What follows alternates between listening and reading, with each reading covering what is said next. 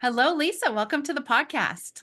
Thank you, Melissa. It's Yes. my pleasure to be here. I can't wait to dig in. Good. I'm so excited to have you here talking about productivity, no less. But before we dig in, tell everybody a little bit about you and about what you do. Thank you for asking. Hi, I'm Lisa Zawrotny. I'm a productivity coach, the founder of Positively Productive Systems, and the host of the Positively Living podcast. And I help my clients reduce the overwhelm, manage the stress, and find the sustainable solutions. And we do this with compassion and humor. This is shame-free productivity. It's time to make things easier and do things our way. And I walk my own talk because I am a mom and a wife and a business owner and a caregiver and all the things, and a mom to cats as well. And so I do walk my own talk and I take breaks. And when I am not talking productivity, I'm hanging out with my fam. We are doing fun things like traveling, watching Marvel movies. I act like a rock star. I mean, legitimately, we do have like different bands that we're in. That's awesome. And yeah, and then one of my favorite things to do to hide away from the world would be hanging out in a cozy spot with a good book and iced coffee and definitely trapped under a cat. So that's me Mhm. in a real quick nutshell. You had me at iced coffee and then you added cat, and I just instantly fell in love with you. Yeah, and if you like tacos, we are now besties and we're Oh, good to go. yes. So Okay, here we go. Where do you live, Lisa? I'm in the Finger Lakes area or Finger Lakes adjacent of New York State. So western Okay. but southern tier. Okay, awesome. Your background is very like oceanic. I was like, she's got to be somewhere on the beach or near water. These are my calm colors. The brand colors of Positively Productive actually do represent the psychology behind what I do. There's a bit of like the salmon tones, those are orange and very productive and energetic colors, and then also this deep teal, which represents the calm and the stress management and the just can we all take a deep breath and not make this so difficult. So thank you. I Awesome. do I love love these it. colors. I feel cozy. Yeah, it's really pretty. Okay, Thank you. so let's dive into productivity. I'm super excited for this conversation because it's funny. We're talking now because I just got off a call with an executive function coach, and we were talking about ADHD and neurodivergence and the challenges that many people have with being productive or procrastination or feeling like you're lazy, but really it's just how your Mhm. brain is wired and all of the different things. And I'm one of those people, like I'm listening to your introduction and you said something about systems, and I just like instantly started getting hives just because you said systems. So I'm very excited about this interview. Good. And also, what I said is shame free productivity. So I love that you brought up neurodiversity because those really are my people. I live in a sea of ADHD. And I think one of the reasons that I started to attract ADHD people is that I understand it, I get it, and I know that there's a better way. You have superpowers. So let's stop pretending like that's a problem. The problem are the productivity solutions that are out there. That's 100%. these are my thoughts. I love it. So Yeah. when we're talking about productivity, tell us your definition of that word. So we're at least all on the same page. Yeah, absolutely. So the idea of productivity originally came from the Industrial Revolution, and it's sort of that do more, right? We have this amount of time. How do we get more things done, get more things created in this amount of time? And now what I want you to do is think about this information age and how we're about quality, not quantity. So now being productive means being able to get the stuff you need to get done so that you can make the space for the things that you want to do and that you need to do for your soul and your spirit and your energy. Uh, it's about living your best life, and that sounds cliche, but really, it's about living in a way that makes you feel like you and that you feel good and proud and accomplished. You're achieving the goals that you want, but you're not doing it in such a difficult way. So that's my take on productivity, doing the right things at the right time, the right way for you. I love that. That's a great definition because I think a lot of times when we think of productivity, we think about like, how do I do more so I can do more? Yeah, Right. And we exactly. are saying, how do I do more so I can do more? But do more of the things that I love, do more of the things that bring me joy, do more of the things that are really what I'm here to do, as opposed to like, how do I get more done so I can go market some more or post more on social media or like do more work? Yeah, not do more so that you could do more work, but do more so that you can live more. The mantra of positively productive is to do less, live more, I and love breathe that. easier, right? So Yes. yeah, you're absolutely right. We're not trying to do more in that is get more done. And part of that, or at least part of my coaching, is also being discerning about what really needs to be done because we get in a busy trap. Yeah, we can feel like we're doing a lot, but are we really productive? Yes. Amen to that. Says everyone who's ever had one of those days where I'm like, man, I was so busy all day today. And then my husband's like, what'd you do? And I'm like, I'm not really sure, but I was really busy. I did a lot. I did a lot of things. So, one of the things that you talk about a lot is the idea of whole life decluttering. Tell us what that is and how that relates to productivity. Great. So, just like you asked about productivity, and let's be on the same page with defining it. Let's define clutter. And I love to use Peter Walsh's quote, which is clutter is not just the stuff on the floor, it's anything that stands between you and the life you want to be living. So, again, Mhm. anything that stands between you and the life you want to be living. So, that means clutter in this context is a block of some kind. So that also means that not everything that everybody else may think is clutter, let's use the air quotes now, is necessarily clutter for you. It is once again self defined, and that's really important. But when you do find the things that are blocking you, that kind of clutter, and that could be physical stuff strewn about your space, it could be all the stuff you are carrying in your brain. Hello, hashtag mental load, especially for caregivers. It can be, yeah, physical, mental space, anything like that. That's the stuff that's going to trigger guilt. It's going to be constantly distracting you from being present. It's going to make you feel overwhelmed all the time.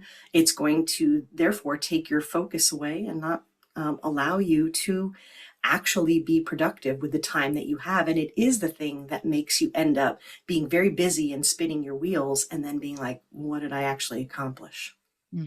Absolutely.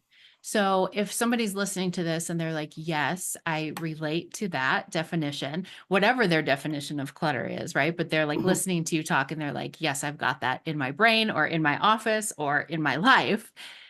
What are some things that people can start doing right now, like simple steps people can start taking now that can help them get rid of some of that declutter and get rid of declutter, declutter the clutter. There we go. And be less overwhelmed. So the first thing is, of course, acknowledging that it is, in fact, clutter and understanding, okay, this is getting in my way. And also maybe acknowledging the things that aren't. Hello, my book lovers, right? Maybe, if that makes you happy, if it's what you want in your space and surrounding you. Now we're talking physical environment because that's an easy place to start. You want to make sure you're surrounded by the things that make you happy, that inspire you, that energize you, because that will make you productive. So go ahead and tell the people who are like, you have too many books to kick rocks. Okay. That's not a thing. But do identify the places where you're like, wow, that's just, it's like we just said in the green room, it's just like a lot when that feels like what you're feeling. It's a matter of saying, okay, then what do I want this space for? And I think that's a great first question, even if it's mental clutter as well. Like, what do I need to be focusing on right now? Okay, then I need to pull out the things that are getting in my way. So, in the physical space, there's a lot of different ways that you can do that, but identifying what you want to use the space for is your first step. And I do have a lot of resources, a framework for decluttering that's all free on my podcast. So that's stuff that you can absolutely look up and see. But saying, okay, what do I want the space for? Great. And then on the mental side, what do I want the space for? Well, I want it to be fully present. I want my mind to be present. I want the brain fog to go away. I want the distractions to go away so I can focus And on that side, the decluttering would be something you would call a mind sweep. Now, that's David Allen's phrase from the framework Getting Things Done, and I do follow that somewhat. I've kind of made it my own, as I recommend everybody does. Sometimes people would call that a brain dump. So that's another way if it's on the mental side. And that is as simple as taking a notebook and taking everything that has your attention and putting it down there. That is step one. But there's some important steps after that if we're talking on the mental side, and I'm sure we'll get into it. But yeah, first steps would be, what do I want this space for? And let me remove the items that immediately don't belong. Okay. I love that. So Does that make sense? it does. And we're kind of talking about two different We things at are. the same time, right? Like the physical, actual Mhm. cluttered space, and then also Yep. the clutter in our brain. And I love that because I think people don't usually think of clutter in terms of what's happening in their brain. But I will tell you, there's a lot more clutter in my brain than there is in my office. But I There you also go. think And that's one of the reasons I'm so obsessed with not having clutter. Like my poor husband, he'll like set a glass down on the kitchen counter halfway through his drink and then he comes back for it and it's gone. And I'm like, yep. he's like, where's my drink? I'm like, it was on the counter. He's like, that's where it goes. I'm like, no, nothing goes on the counter. And it's probably because there's so much in my brain that having clutter in the physical space is like too much. Yes, you have hit a very important point and a correlation here. And the way that I phrase it is that our clutter internally and externally can affect and reflect each other. Mm. So if you do notice that things are a little more hectic and suddenly, your bedroom is like toppled over and it looks like somebody was getting ready for the red carpet and couldn't figure out what to wear. It's like a daily thing now, but it's not normally like that. It can hint to you that your schedule is over full. And sometimes you just know, oh, we're in a busy season. It's a little crazy pants right now. And this weekend, I'll take a little extra time and reset it, bring it back to neutral. And other times it can be like, this is getting worse and worse. I'm trending in the wrong direction. Let me catch that. So sometimes it can be a clue. Sometimes it can be a manifestation, especially physically. But to your point, yeah, you are looking to make sure that your environment is as conducive as possible, because it sounds like the internal workings is where you have so much clutter. And for those of us who love to have ideas. Like I'm multi-passionate and all the ideas. And again, anyone who's neurodiverse probably does that, because you're making connections and creating all the time and you can't help it. So you want to make sure you have enough space to do that. Yeah, absolutely. I've talked about this before on the podcast. I did an episode several months ago about shiny object syndrome. And one of the Yes. things I said on there was my VA finally created a Slack channel for us that's just called Brain Dump. And she's like, Mhm. every time you have a great idea, I want you to just put it in here. Just put it in the folder. And I put them in there and sometimes I come back to them and I'm like, yeah, that actually wasn't that great of an idea. Sometimes I come back to them and I'm like, this is a great idea. Let's make it happen. But at least to have somewhere to just like get it out of my brain is super helpful. I love that. Snaps to your VA for suggesting that She's pretty system. See, smart. that's a system. We need to not be afraid of the word system. A system can be, I'm writing things down in a notebook so I don't feel like I'm constantly having to remember, because that never works. So that's great. And that's like sometimes people will call that a parking lot, where you're just like setting it somewhere, long-term parking, right? And then you come back to it. And what I love about that is it's not distracting you, pulling you away from what you currently need to be focusing on. But and also, and the other aspect of this is you could be like, oh, I had that great idea. What was it? And now you're like so frustrated. Ask me how I know.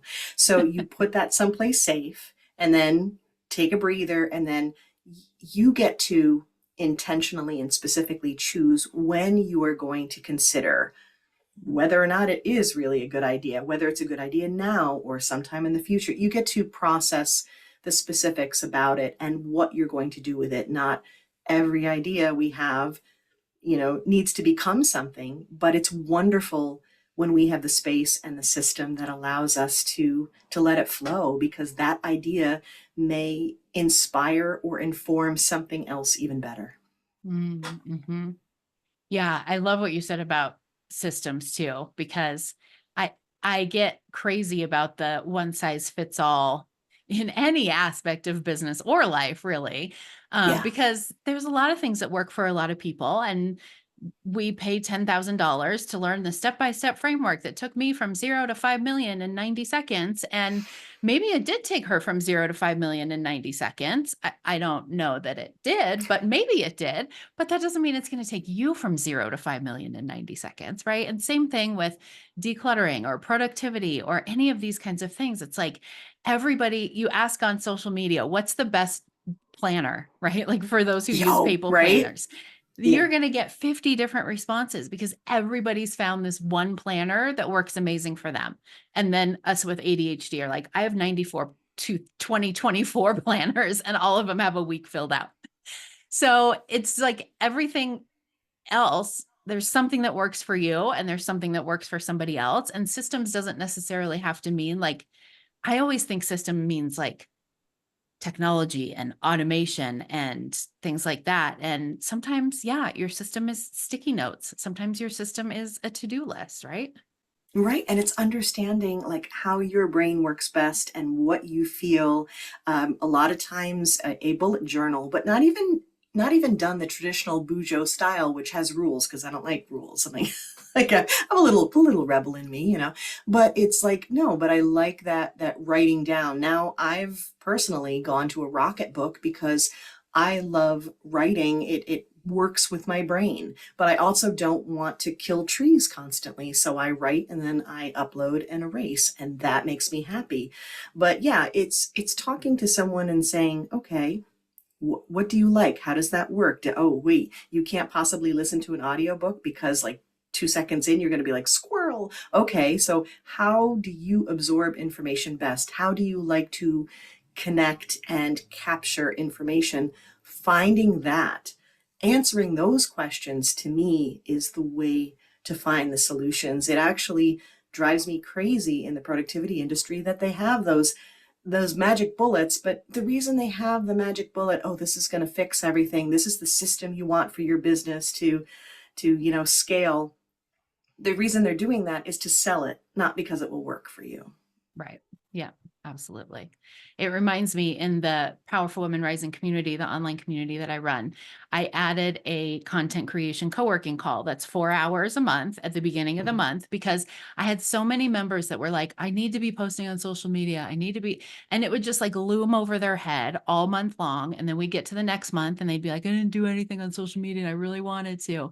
So I'm like, listen, 4 hours, beginning of the month, we're going to get it all Mhm. done. And then you don't have to think about it for the rest of the month. And I have members who are there every single time. And every time they're like, this is the best thing I've ever done in my whole life.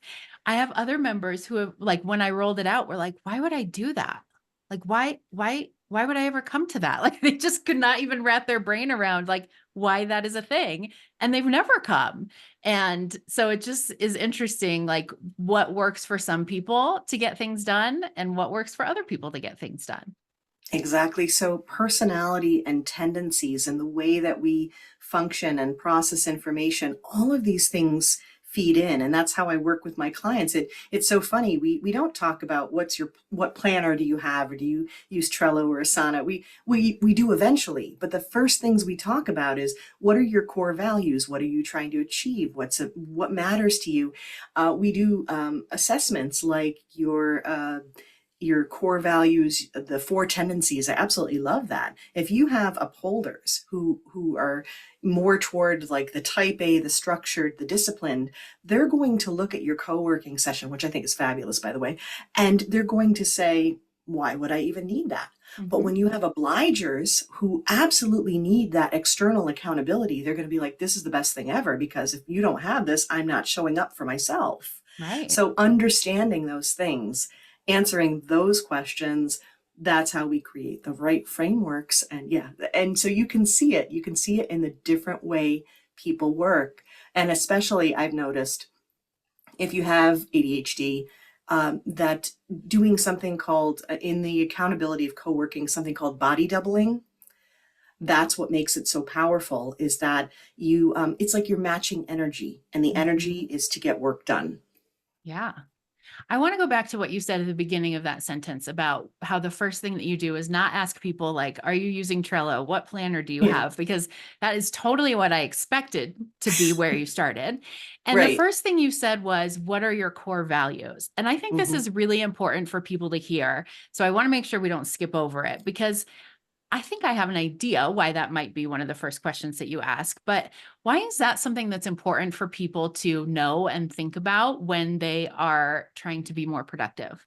Yeah, thank you for asking that, because it is like one of those key things that we sometimes miss. And if you don't have the right foundation to something, then it's really hard to build on it. And so I'll use an example in the decluttering world. Maybe some of you might remember Marie Kondo and how she was a big hit with decluttering, and it was, what sparks joy. What worked with that solution was the fact that she had a very simple question. One question, you could answer it. And for some people, they were like, this is the best thing since sliced bread. This is awesome. But I had so many people who came to me and like, I tried it and it just didn't work. What's wrong with me? I'm like, absolutely nothing. Mhm. It's the system because it's limited. She created a simple filter, which is what we need when you're trying to sell to a mass audience, right? One simple thing that you can do, but it's not going to work for everybody. What I realized is you need to create what I call filters for your choices. What belongs in your life, what doesn't, what belongs on your to-do list, what belongs on your calendar, what belongs in your closet, and then conversely, what doesn't. So now when you are creating these filters, a big part of that is what you value. And you and I actually talked about this in terms of like when we would schedule when we're going to record and what kind of conflicts we might have. When you value something, I'll use an example. As a mom, I have always valued being there to pick up my kids from school, and valuing just aspects of connecting with my kids and being there for them. Every time I tried to book an appointment, or maybe try to work out in a group class at the gym, you name it, stuff that I really loved and wanted to do, I found myself canceling those. Why? Because, well, sometimes we call this a cognitive dissonance, right? Where you have conflicting values. One of them's got to win. We don't have ties in the world of values. Mhm. There's always prioritizing based on what matters to us, and there's something that's got to win. So if we dig in deep to what you value and what you're like and how you work and what matters to you, you show me your, I used to be checkbook. Okay, now you show me your Venmo and your calendar. I'll tell you what matters. When we understand that, that's going to tell us so much about not only what you need to keep in your space, whatever space that is, but also how you are going to create the best kind of habits, right? Because the habits are the drivers that are going to make that work for you. Example two, so we talked about core values there, but if you are an extrovert or an introvert, if you value deep connection with people, then, and you're an introvert, which is often a strong correlation, then trying to go to these big in-person networking events is going to sound equivalent to a root canal. It doesn't make Mhm. sense. So the more we identify those pieces of you first and foremost, then we can build the right foundation for being productive and getting stuff done. Yeah. And I think that goes back to a question I was going to ask you about something you said in the very beginning in terms of being able to actually identify like what are the priorities? What is actually important, especially I think for entrepreneurs and business owners, Yeah. because I think it feels like everything is important all the time, right? Like I've always got to like be getting in front of a new audience. I've got to be nurturing the audience that I have. Got to be converting people to paying clients. I've got to be delivering to my paying clients. Like everything is important. And so I think that values work and also the other things you mentioned about just like knowing yourself Yeah. and why you're doing what you're doing is a huge part in helping you identify what is truly important and what is a priority when. Yeah, exactly. So prioritization, by the way, can be and like more of a challenge for those with ADHD. I've definitely noticed this. So I would say for my clients who do have that, which are actually the majority of my clients, the majority of the work that we do is often prioritization. And sometimes it takes like asking questions of, you know, okay, what matters more to you? And then if it feels like they're the same, then you have to dig down. You have to keep asking the questions. So it really is kind of, I've never described it this way, but again, I love that you ask these questions. And then it has me thinking too, that we start with that, what matters to you as a person, and that what matters to you. And the same way that we talk about core values personally, we also look at core values for our business, right? We should have our own personal mission and our business mission. And a lot of times there's a very strong correlation with the two. And then when you have those drivers, you understand those things, you start answering these questions. And then when we work together, we start with that as the foundation. And then once you get clear on those things and you're like, okay, and now this is what I'm working with and this is what I want to accomplish. Now we start getting into what everybody thinks of as productivity. Like, one of my favorite principles is the Pareto principle, the 80-20 principle, that you can get 80% of your output, 80% of the way to your goal with only 20% of the input, right? I love that. That is leveraging that I am here for. And we have a joke in my family. My kids know this. I use it like a verb. Let's 80-20 this sucker. Let's not try to do all the things. That's where the busy work comes in. Instead, let's back up and say, so when you're like saying the social media, right, that we're always like, oh, I got to get to that. I got to get to that planning. Well, what's 20% of that list that you need to do? That could be 20% in terms of looking at platforms that you're on. For me, it's Instagram and LinkedIn. Those are my places. Or what's 20% of the content you're going to create that's going to get you 80%, where the people are, where your people are, what feels authentic to you, what matches your energy, all of that. Those are the ways that we slide from personally what matters into how do we be productive in the traditional sense. But even so, it's not traditional anymore because now it's completely based on you. It's a system that's personalized to you. Yeah, absolutely. That's awesome. So we can't talk about productivity without talking about to-do lists. Mm. So true. So I want to know what you think about to-do lists. Pros and cons. Do we like them? Do we not like them? Do they help? Where are we at with to-do lists? So funny. There years ago, oh my God, it's probably like a decade now. I think Richard Branson was like, I don't use to-do lists. And I'm like, well, good for you. And also you're Richard Branson, but that's another story for another day. I'm pretty sure his 80 assistants have a to-do list. Right, exactly. But it was the idea of, oh, I schedule everything or whatever. And there's, again, a lot of theories out there. So being discerning about what's coming into you, how you, quote, need to do it, that's really going to be up to you. But here are my thoughts. And now that you know where I stand with how we function and the questions we need to ask ourselves, I'm a fan of to-do lists because they help guide us and they allow us to be present in the doing as opposed to the remembering what to do.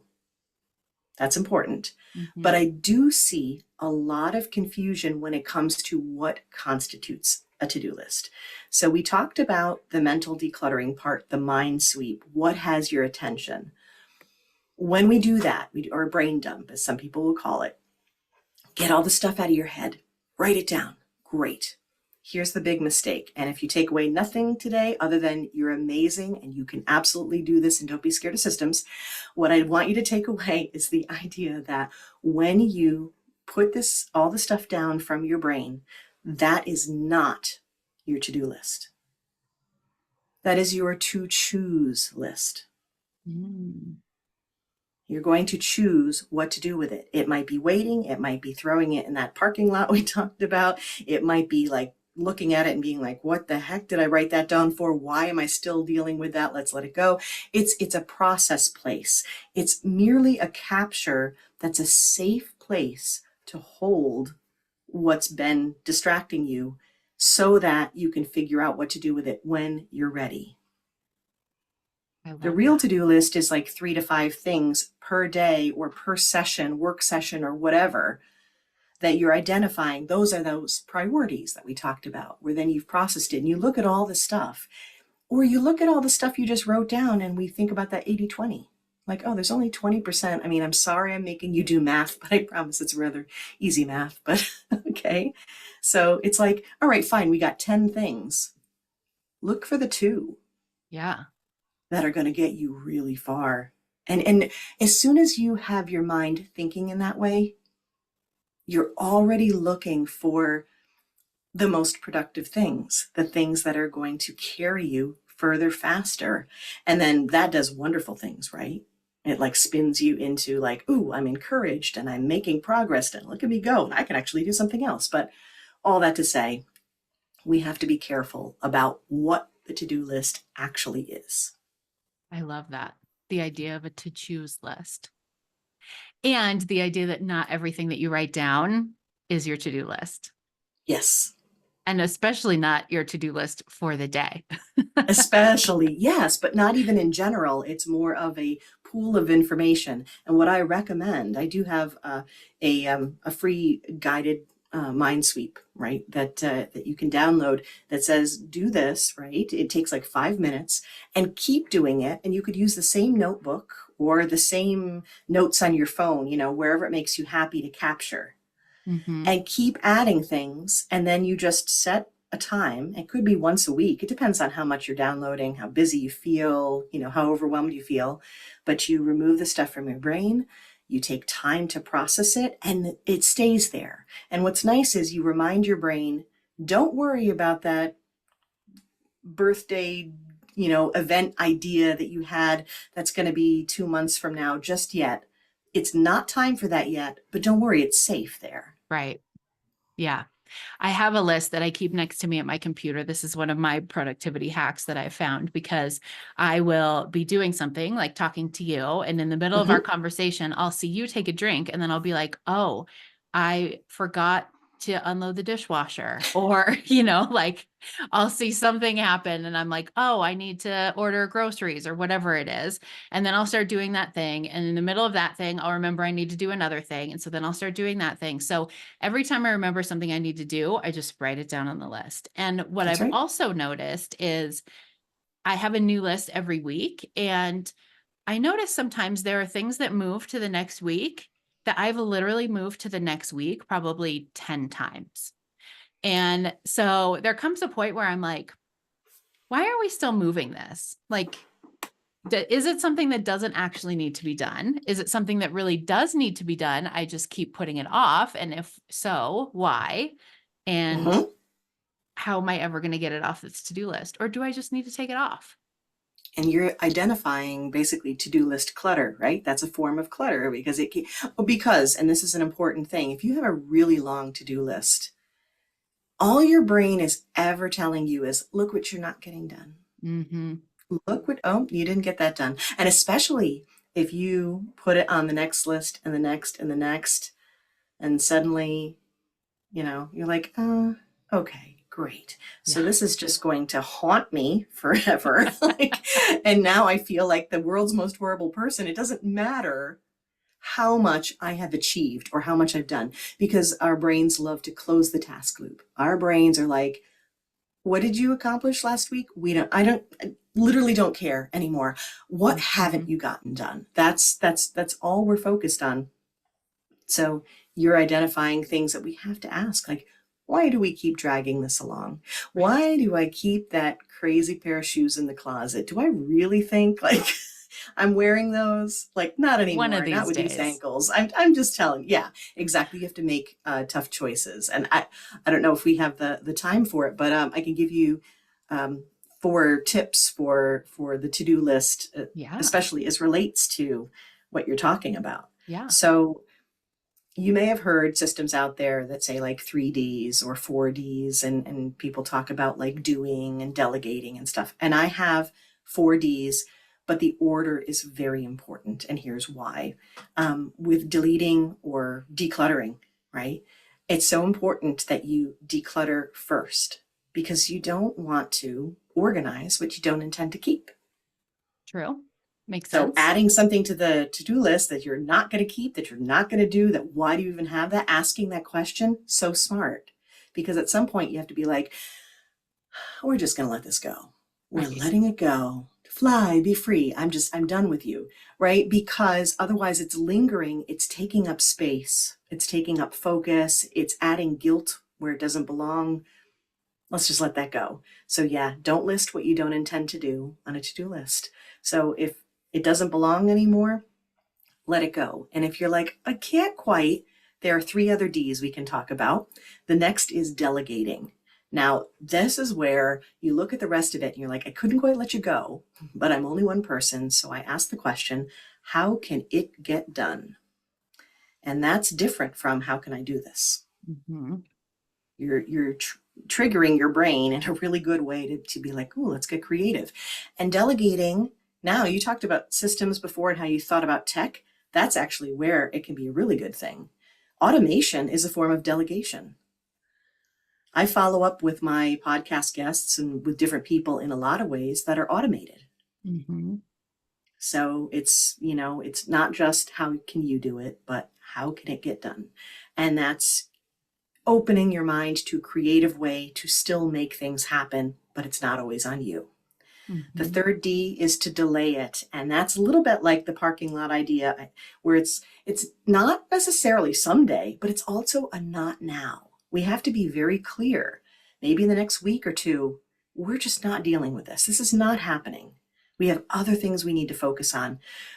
But there's such a difference psychologically when you intentionally delay something and say, I'm looking at this again in 3 months, versus it lingering on your to do list over and over and over again, reminding you that you haven't dealt with it. And sometimes it's not even a matter of not doing the thing, but that you have decisions to make about it, questions to ask, research to do. And so it feels really unfair that it's lingering there, like, just trying to get your attention, being like, hey, focus on me. And you're like, not right now.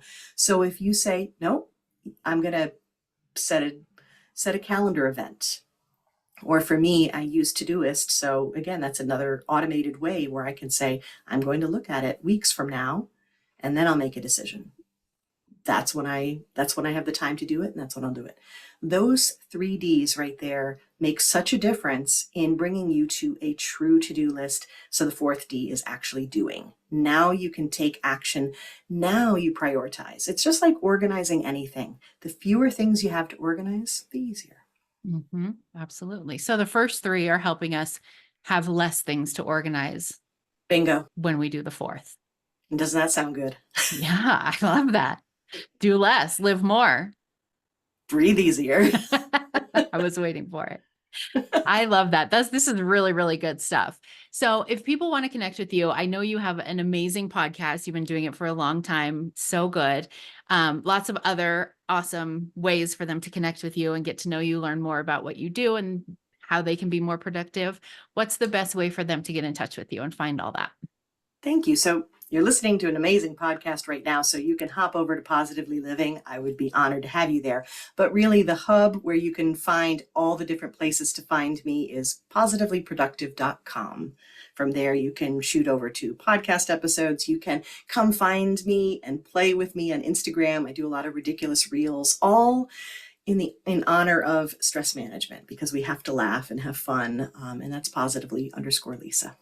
Awesome. I will put your link to the website in the show notes, also the link to the podcast, that your Instagram, but people can get everything from the website. We look how we streamline things to make people See? more productive. Love that. I love that for us. Thank you so much for this interview. It was awesome. I really appreciate talking to you. Thank you, Melissa. It's my pleasure.